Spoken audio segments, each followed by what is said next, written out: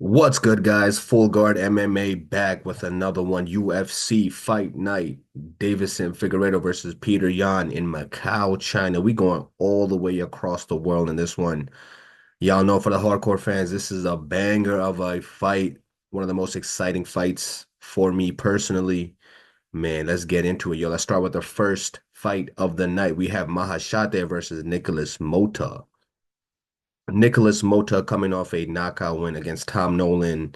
Currently, his UFC record, 2 wins, 2 losses, one no contest. And even that no contest, he could have easily lost that one, in my opinion. Y'all know this, the age gap. Y'all know how I feel about that age gap, 24 years old versus 31. Mahashate is also 2-2 in the UFC, but he is the younger fighter in this one. To be honest with you, this is kind of a 50-50 fight, in my opinion. Mahashate does have a decent win over Steve Garcia, and Nicholas Mota on the other side actually got finished by back then, which was 2 years ago, a 39-year-old Jim Miller. So my prediction, I think Mahashate can easily win this one via technical knockout. I think he gets this guy out of here, TKO.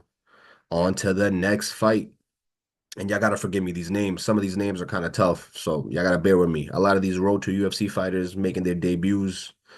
Xiaolong versus Quang Lei. We have China versus Vietnam's finest. 26-year-old Xiaolong versus the 33-year-old Quang Lei. Pretty even matchup stylistically. Both fighters have the same reach. Quang Lei actually had a good fight against Chris Gutierrez. Xiaolong had a really good fight last time out, and I felt like he easily could have won that fight. Could have won either way. My prediction, I feel like since both these guys have a similar fighting style, I'm gonna have to go with the younger fighter, Xiaolong. I think just a youthful fighter here. I think he also has a bit more experience under his belt. This one should be a banger nonetheless. I feel like unanimous decision for Xiaolong is the way to go. Moving on to the next fight. And y'all gotta forgive me for this name. Lonir Kavanaugh versus Jose Ochoa. This one should be an exciting matchup. Both fighters 7-0. Both fighters making their UFC debuts in this one. Could be one of those fights we look at down the line. Both these guys are 7-0 undefeated. And we could probably say this one played out a little bit too early in their careers because they can match up later on down the line when they're both more established. Anything can happen. Kavanaugh's coming off a first round TKO on the Contender Series. Y'all know how I feel about that. Jose Ochoa has finished all his fights, 100% finish rate, but he hasn't fought on the Contender Series, man. My prediction for this one, I feel like since there's not much known about both fighters, I'm gonna have to go with Lonir Kavanaugh winning this one via unanimous decision. I just feel like he's fought overall tougher competition in the Contender Series, and I believe in the promotion that he was before that. I think that should give him an edge in this one. He looked very good, very impressive in that Contender Series fight. So that's for that reason only. I'm gonna have to go with my guy Kavanaugh.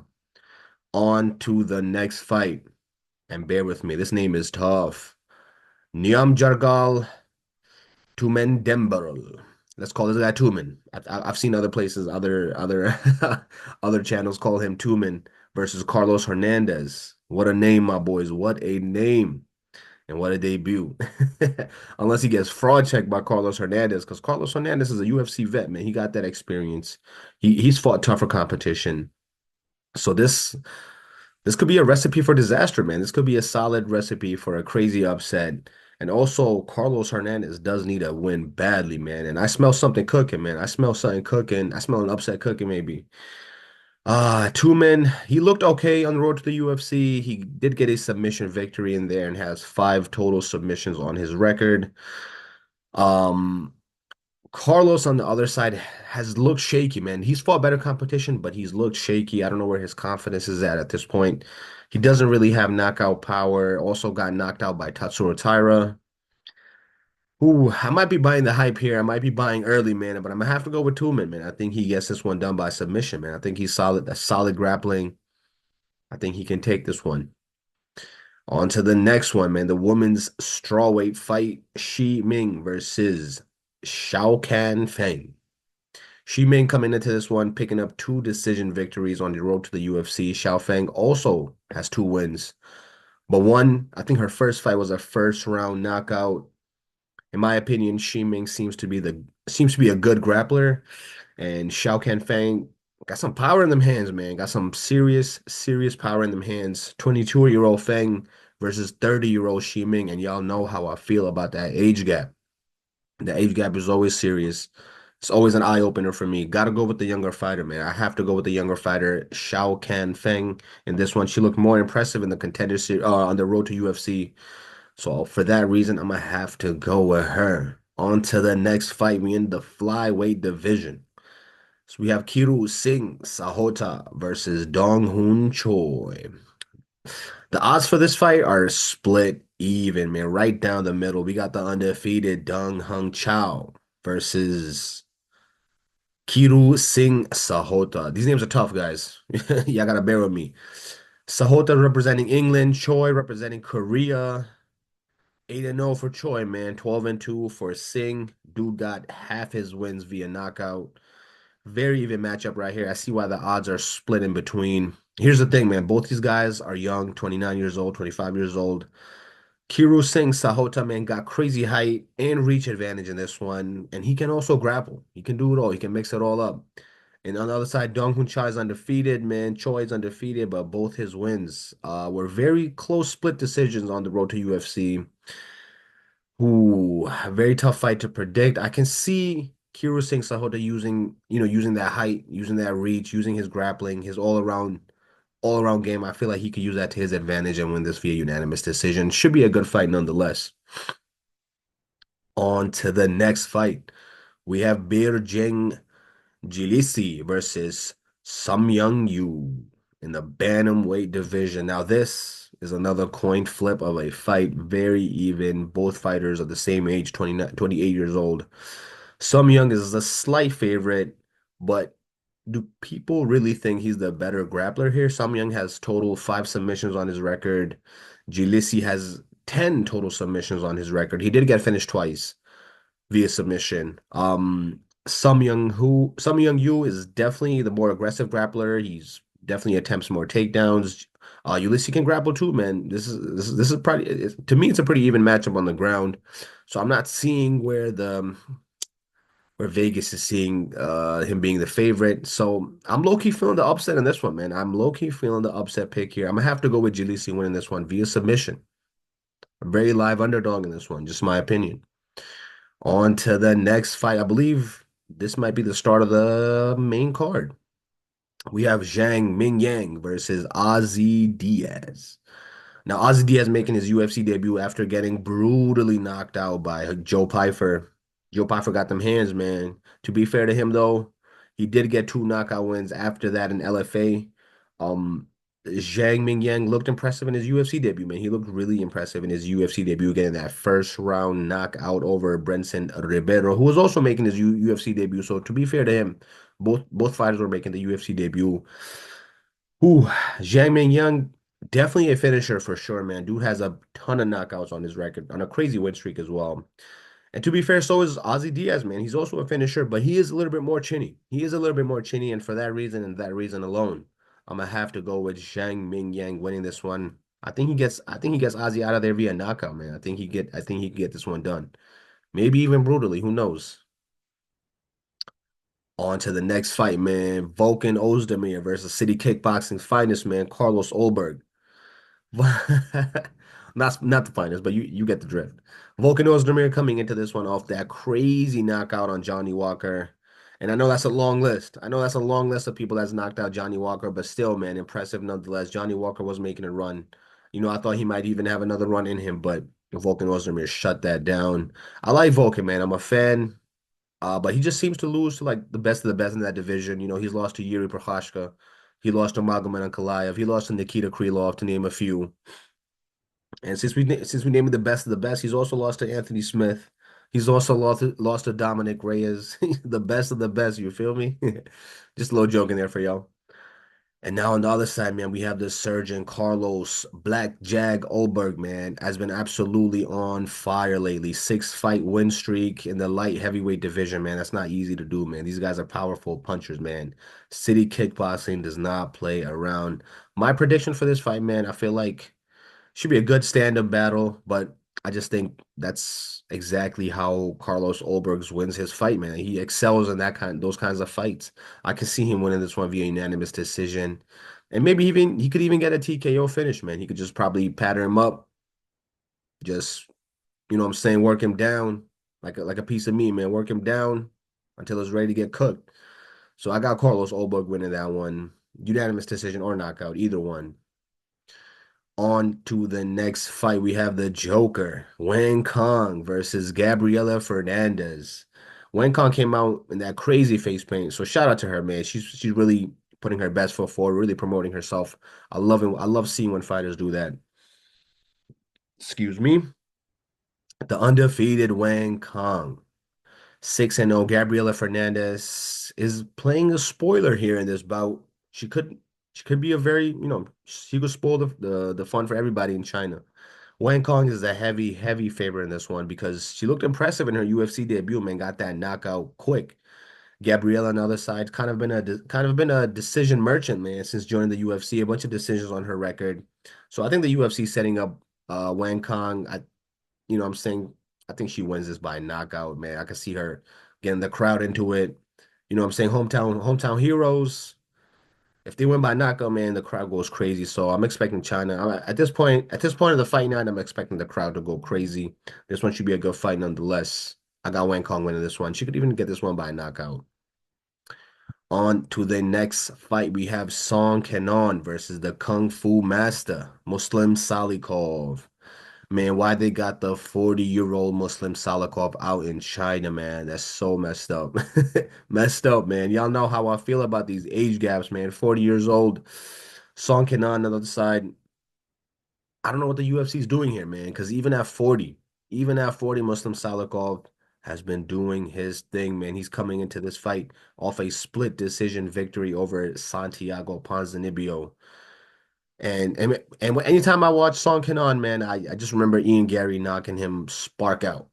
That's all I remember. But to be fair to him, man, to be fair to him, he is a solid kickboxer, can make this a very interesting fight. This one could be a fight of the night. Muslim Salikov he does his thing, man. I just feel like he's fought way tougher competition, but those first two rounds are going to be very tough for Song Kenan, in my opinion. Muslim Salikov, at the end of the day, he is the Kung Fu master, man. He comes out there ready to strike. And if this is going to be a striking battle, this is tailor-made for him. So I normally don't like breaking my rule, but I'm gonna have to break my rule for this one. I think Muslim Salikov can upset the crowd in this one, win this one via unanimous decision, probably 2 rounds to 1. And he's actually the slight favorite too, so maybe Vegas sees what I see. So Muslim Salikov in this one, unanimous decision. Let's get it. I believe the next one is the co-main event of the evening. We got the beautiful Tabitha Ricci. Yes, sir. You heard right. Tabitha Ricci versus Yan Xiaonan. And man, we haven't seen Yan Xiaonan since that fight against Zhang Weili, that title fight. Man, she got outclassed in that one. She got outclassed. And you guys want to know a fun fact? Tabitha Ricci, when she did her UFC debut, they did her dirty, man. They set her up against Manon Fiorot, and she got knocked out. She got knocked out. They did her dirty. But since that fight, man, she's currently 6-1 since that fight. Total in the UFC, she's 6-2. But she's been turning around since that fight. That's a great test for her. Excuse me. Meaning Manny Fiorot was a great test for her early on in her career. She did lose a split decision to Lupi Godinez, Tabitha Ricci, but she's been making a run. She's been making a run. She's been showing improvements. Yan Xiaonan, I feel like she's definitely the more decorated fighter here. She's more respected. She's fighting at home. And she hasn't really fought since her fight against the champ. She hasn't really fought against her title fight. She hasn't fought since then, sorry. And this is definitely a step up for Tabitha Ricci, but I think she might be ready, man. You already know I'm looking forward to this fight for personal reasons. And then looking at the age gap, Jan is 35 now. Ricci is 29. She's younger. She's coming up. Am I really gonna break my age gap rule? 2 fights in a row? This is a classic fight, grappler versus striker, classic matchup right here. Y'all know how these goes most of the time. Y'all know how these go most of the time. So my prediction for this fight, my mind is telling me Jan is gonna piece her up and just win flawlessly. But my heart is telling me to go with Tabitha Ricci in this one. I think she's going to show the world how much she's been improving lately. And I can see her winning this one via unanimous decision. So I'm going to have to go with the younger fighter in this one, Tabitha Ricci, getting this one done. Unanimous decision. Now on to the main event of the evening. The former bantamweight champion of the world versus the former flyweight champion of the world. What a delight of a fight. What a gift. This is the fight that we've been waiting for. Full Guard MMA. We did a video on this way back highlighting how excited we were for this matchup. Man, this fight right here is carrying this whole card in my opinion. Although the whole card overall is great, but this fight right here is it right here, man. Peter Yan, he's the big favorite in this one. Big favorite in this one. Also, this fight for the number one contender as well. A lot of implications, man. Let's get into it. Let's break it down. Peter Yan, big favorite in this one. Figgy, since moving into the bantamweight division, man, has been looking really, really impressive. You could tell he was cutting too much weight down to flyweight. It was clearly affecting him, man, because he's been looking amazing at bantamweight. On the other side, Peter Yan, man, he's been on the wrong side of a bunch of bad losses. A lot of fights that I felt like he could have won or he should have won. O'Malley, Aljamain Sterling. Y'all know the list. I don't got to get into that. And it's important to note Jan's injuries as well. Dude's had three major injuries, including an ACL rupture, meniscus tear, and I think he hurt his groin, had a groin injury against Song Yadong, and he did get pieced up in that fight by Song, man. Song is doing his thing, but Figgy ain't Song, man. Figgy ain't got the stand up like Song does, man. Uh, Also, he's taking some time off as well. So has Peter recovered enough to start a comeback? Remains to be seen. I think if Figgy has a chance at winning this fight, he has to come out hot early and try to take advantage of Peter Yan's slow starts. Because the longer this fight goes, man, the more it favors someone like Peter Yan, who likes to start slow. And once he picks up the pace, man, it might really be slow. It might really be slow for Figgy because once that boxing gets going, once he downloads how his game plan on you, it's kind of over at that point. Dude was the boogeyman of that division at one point. Had a couple bad losses, just shouldn't have went his way, but that's just how the dice roll sometimes, man. This one is a very tough fight to predict, in my opinion. Initially, in our earlier video, I went with Figueiredo winning this one, using his grappling and wrestling early on and looking for a finish. Figgy has some serious power too, man. Serious power in them hands, man. Brandon Moreno hasn't been the same since those wars with Figgy. And then Peter Yan's inactivity is concerning as well. You know what I'm saying? Has he been recovering? Has he been doing the proper things that he needs to do to recover and make a comeback? Remains to be seen. But at the end of the day, he is a master of sport and boxing, Peter Yan. Dude is as good as it gets. Solid takedown defense. This fight is not fun to predict this one because it's so close, and you got to pick a side and stick to it. And I love both fighters, so it's very tough. But my final prediction, man, I'm gonna have to go with No Mercy getting this one done. I'm gonna change my initial pick. After looking at this one now, I'm gonna change my initial pick from our first video. And I'm gonna have to go with No Mercy getting this one done, man. It's now or never for Peter Yan. It's now or never for Peter Yan. I think that urgency is gonna kick in for him. And I think he wins this by beautiful TKO. I think he's gonna be able to piece Figgy up the longer this fight goes. And I'm not sure that Figgy's going to be able to handle or Figgy's going to be able to do much with his wrestling and grappling because Peter Yan got that solid takedown defense, man. Dude is rushing at the end of the day. He's been wrestling with these daggies. He's been training with them his whole life. He understands that wrestling game. His wrestling is on point. So I don't see Figgy taking advantage of him there, and I definitely don't see Figgy taking advantage of him on the feet because he's just a way better boxer. If Brandon Moreno is boxing you up like that, Figgy, then Peter Yan is a murderer. So that being said, Peter Yan, I'm going with him in this one. I feel like the comeback is now. I feel like Peter Yan's time is now. He's gonna make a run for that title. And a lot of exciting things left in the bantamweight division. That's Full Guard MMA. And we out of here. Peace.